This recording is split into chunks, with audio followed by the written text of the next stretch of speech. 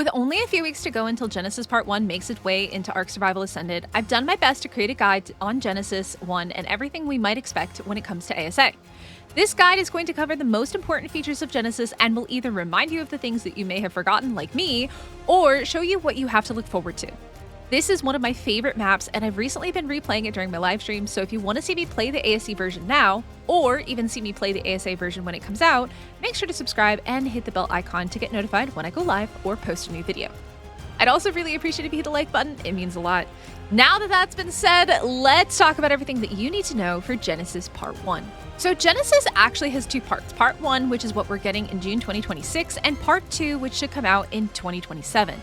While the concept of the two maps is similar, there are some important differences, especially in ASA, where a lot of Genesis Part 1 is being changed. We don't know yet what these changes will look like exactly, but we do know that at least the ocean biome is being expanded to be map-wide. Speaking of biomes, that's the first thing that we're going to talk about. Genesis biomes, there are 5 of them, and essentially the map itself is considered to be one big simulation. There are 5 biomes: the bog, the ocean, the volcano, the Arctic, and the lunar. You access these biomes by teleporting to different teleportation spots using HLNA. Obviously, we know that this might change in ASA, so this part right here might be different when we actually see the map. HLNA herself is really important, and there are some other things that she's able to do, and we're going to talk about those a little bit later. But for right now, all you need to know is that she goes with you pretty much everywhere, and she talks a lot. Now, you can adjust this in the settings, but you know what? She's kind of fun, and she's pretty sassy. The first biome that I want to talk about is the bog biome. It is made up of huge trees and shallow waters, making it a super creepy swamp. In the bog, you'll encounter swarms of insects that will attack you or pollen clouds that can slow you down. It's honestly one of the coolest biomes in my opinion, and I'm looking forward to seeing how it looks in ASA. The ocean biome is also pretty interesting. Your character's oxygen depletes slower here than in other maps, and there are oxygen bubbles that you can use to regain both stamina and oxygen. Underwater, you're also going to find giant vacuum compartments with oxygen and a variety of resources. In the open ocean, you might run into whirlpools that can suck you in and trap you until you find a way to escape. The volcanic biome features a pretty active volcanic landscape, and the volcano itself actually erupts, and if you're inside when it does, well, you won't last very long. There are also vents that spew toxic gas that will drown you, similar to the shrooms on Aberration. The Arctic biome is home to some pretty cool weather conditions, and I was honestly surprised we didn't get to see these on Lost Colony. On one hand, you have a near whiteout blizzard, on the other, you might get caught in an avalanche that will knock you down. And finally, the lunar biome. This biome is pretty cool because it features low gravity, oxygen vents that can throw small dinos into the air, deadly elemental fog and meteor showers, as well as intense solar rays that might leave you feeling a bit like a vampire in the sunlight. Next, let's talk about the dinos that we can expect to see in Genesis Part 1. This section is a bit big because there are a lot of things to talk about here. I'm not going to talk about the new dinos that have already been announced in ASA, just the ones that we will hopefully see returning in ASE. It's also important to note that while flyers do spawn on Gen 1 and they are tameable, the map has been a no-flying map, which means that you can tame RGs and PTs and tappies, but you can't actually ride them on the map. There are 3 categories here. The unique biome dinos, each biome has its own unique dino.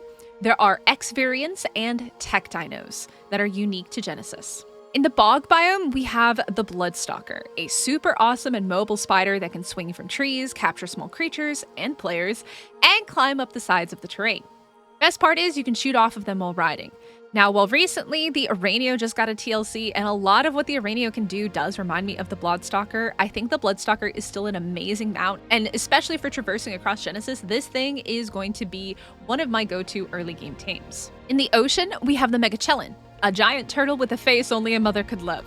While I've never really used them in PvE, these guys do provide oxygen and can be a mobile platform base, and were primarily used as soakers in PvP. In the volcano, we have the Magmasaur. This living lava lizard is able to smelt metal in its inventory and has a taming mechanic similar to wyverns and rockdrakes. You must steal their eggs or die trying.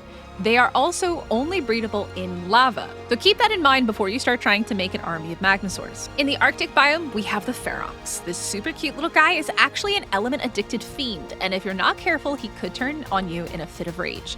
They do have the ability to dismount riders, so be careful when approaching one that's gone a bit too hard on the element. In the lunar biome, we have the Astrocetus.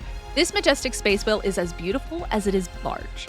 They have some cool abilities, including the teleportation or a dash ability, and I've not really used them too much myself, but they are definitely a hard one to miss.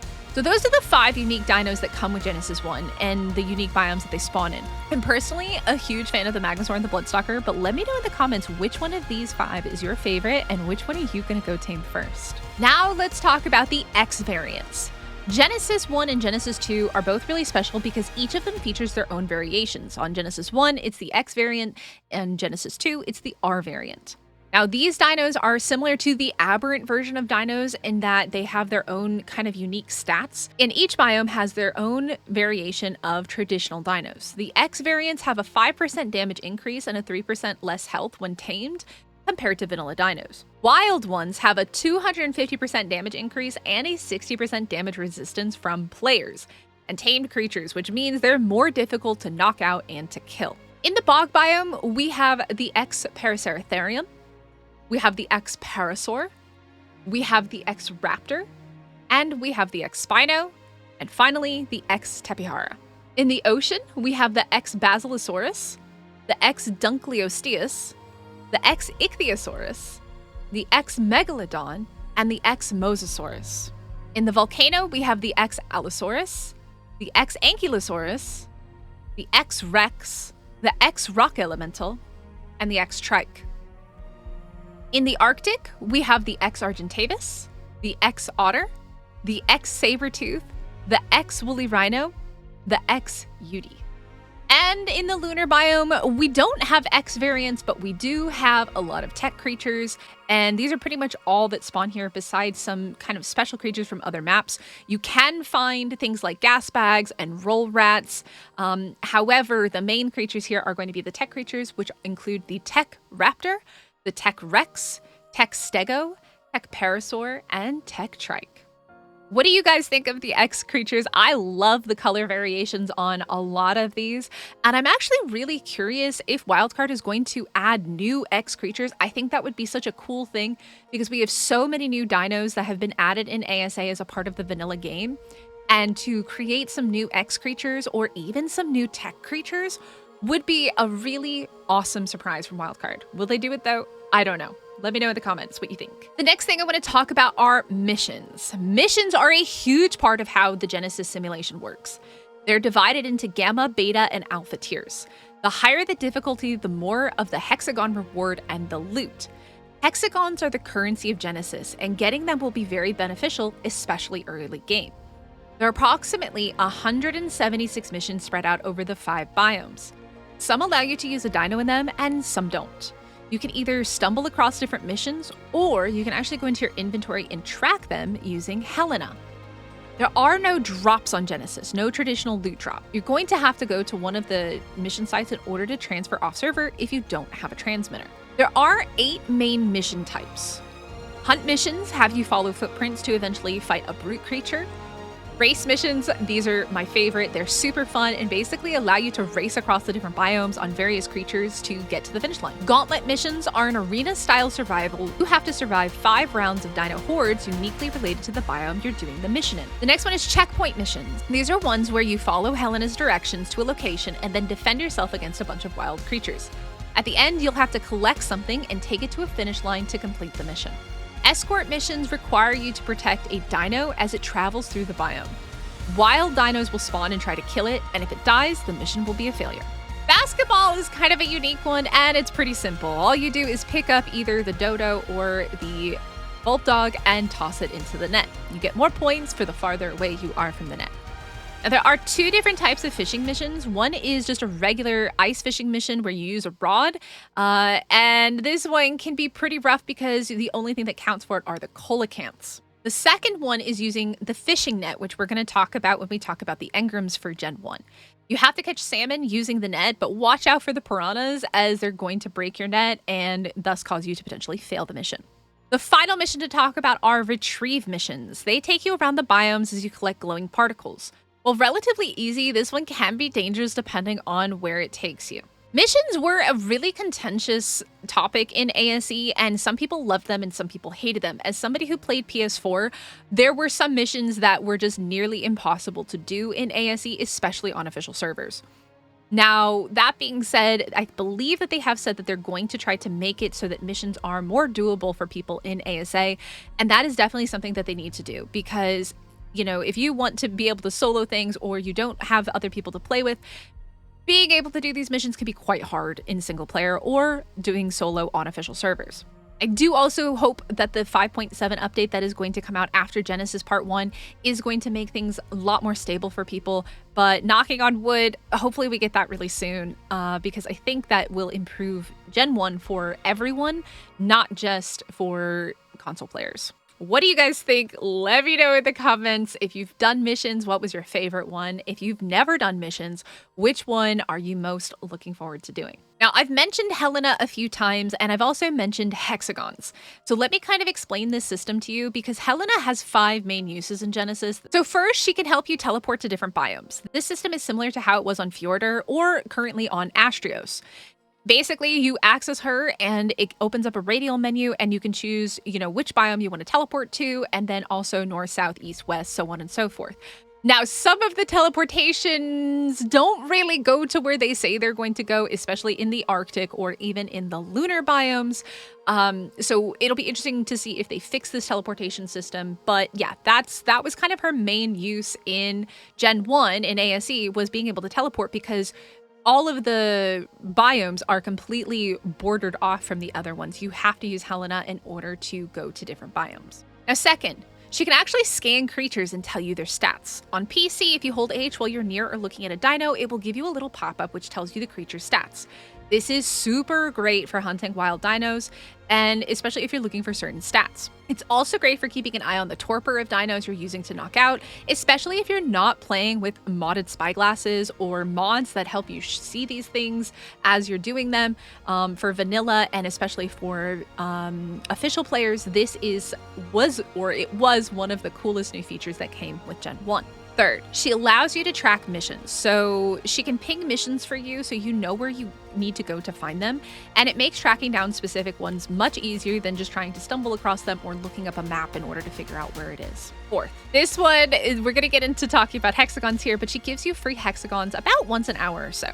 Just look at her, say hello, and she gives you free money. If only it was that easy IRL, right? Now, this is the most important one in my opinion. She allows you to access the Hexagon store. Now, hexagons, like I mentioned before, are basically the currency of Genesis. And this is something that I really hope that they don't change because I absolutely love this and it's so useful, especially if you're starting out early game on a new character. After completing missions, you're granted hexagons, a currency, and you're able to spend them in the Hexagon store. This store has things like resources, cryopods, it has skins, and it honestly is just so great to use. If you manage to save up a bunch of coins or a bunch of hexagons, you're able to buy crates. And there are 3 different tiers. There's the green tier, there's basically the yellow tier, and the red tier. In the red tier, you actually have a chance of getting tech structures. I'm currently doing a playthrough, like I mentioned, of Gen 1, and I've opened like 5 boxes, and I keep getting things like stone, water tanks and wooden chairs. So I really do hope that they change the loot table a little bit to be worth it, because I'm sorry, but spending 35,000 hexagons on vanilla rates, to get a wooden chair and to get, a preserving bin, really doesn't feel great. I do really hope that they change this. Now, the other thing I want to talk about real quick and just mention this because of the loot table. In Gen 1, items that you get from missions, so you get both hexagons and you get item rewards. It could be saddles, it could be brews, it could be armor, and things like that from missions are non-grindable. Now, I really hope that they change this because the loot quality is pretty terrible overall, and it takes a lot of farming to even get something decent.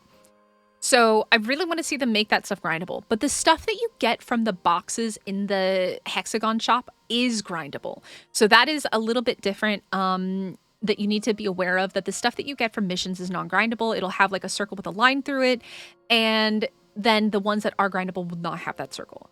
Like I said, I do really hope that they make the mission loot grindable in ASA, because it really just makes no sense that, you get a primitive parasaur saddle and you can't grind the thing, and all you can do is feed it to a gacha. And gachas don't even spawn on the map. So basically, you're just popcorning a bunch of junk all the time, every time you finish a mission. Now, before we move into talking about the boss fight, I want to talk about a mini boss, which is also a mission. This is Moeder. Moeder is essentially the only water boss in official Ark maps. And it's really more of a mini boss because it's considered a mission. You don't have to actually fight Moeder in order to fight the boss for Gen 1. But I definitely recommend doing it because she does unlock some tech engrams, which is really awesome. Now, essentially, it is, like I said, a mini boss, and killing her does unlock the tech engrams, but she is a really, really cool creature, and I'm very curious to see if they make any changes to the boss fight in ASA. Finally, the boss fight of Gen 1. Gen 1 gives us the Master Controller. Now, this boss fight is a little bit different from other maps in the fact that you don't have to collect artifacts or tributes in order to fight him. You only have to complete missions. Only the person starting the boss fight needs to have completed them, though. So if you're struggling to do missions because your game is crashing or you're having a lot of issues just completing certain missions, you can rely on a friend or a tribe mate in order to start the boss fight for you. For Gamma, you have to complete 58 missions. For Beta, you have to complete 116 missions. And for Alpha, you'll need to complete 168 missions. We don't really know how this boss fight might change in ASA, as they may add or remove missions, which may affect how many missions you need in order to start it, or change how it works entirely. But that's how it worked in ASE. Moving on to the last category that I have for us, and that is the engrams that we're going to see that are unique to Gen 1. Genesis 1 brings it with it some new items to the game. Unfortunately, I do get asked a lot if the net gun is going to be coming back with Gen 1, and a lot of people seem to think that Gen 1 is when we got the net gun. It's not. The net gun came with Gen 2. However, the fishing net came with Gen 1.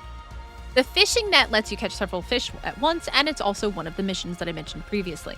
We also get something called the pressure plate. This can be used to actually activate nearby devices. So it's pretty cool for those of you, especially those who like automated base building. Now, this one is probably the best one and the one that most people are looking forward to, the ocean platform. It's probably one of the coolest things that they brought with Gen 1, and it makes building an ocean base so much better. I would like to see them make some really small changes to it, though, to make it more builder-friendly in ASA, especially after using it recently in my ASE playthrough. I've remembered how much and how janky it was to build with the ocean platform, especially when it comes to structures.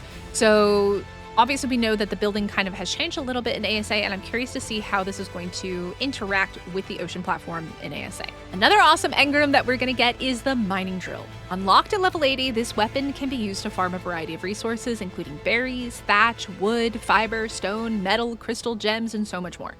It is basically the one-stop shop for mining, and when you have it out in your hand, the items in your inventory will essentially weigh less. If you put it away, you may not be able to move. Now, in terms of new tech, we get the tech claws, the tech jump pad, the tech cruise missile, the tech shoulder cannon, the tech grenade launcher, tech sensor, and the tech hover skiff. I won't go into a lot of detail about these, as you can look them up if you're curious to know more, but the skiff was definitely a super useful game changer for getting around in ASE, and there's even a skiff race mission in the lunar biome. Well, there we have it. That's everything that you need to know about Genesis Part 1 in its original form back in ASE. Obviously, like I mentioned, things are changing, and I don't know exactly what that's going to look like besides the information that they've already given us. So what do you think is going to change? What do you think is going to stay the same? What new items or dinos are you most excited for? I personally love the Bloodstalkers, and XUDs are just absolutely gorgeous. They're one of my favorite X variations. I can't wait to see what Wildcard has been cooking up for us in one of the coolest maps I think that existed back in the day. Please don't forget to hit the like button if you've made it all the way to the end, and I'd really love it if you'd subscribe too and come back for more. And don't forget to pop into one of my Genesis lives if you'd like to see what it looks like for yourself. Otherwise, I'll catch you all in the next one.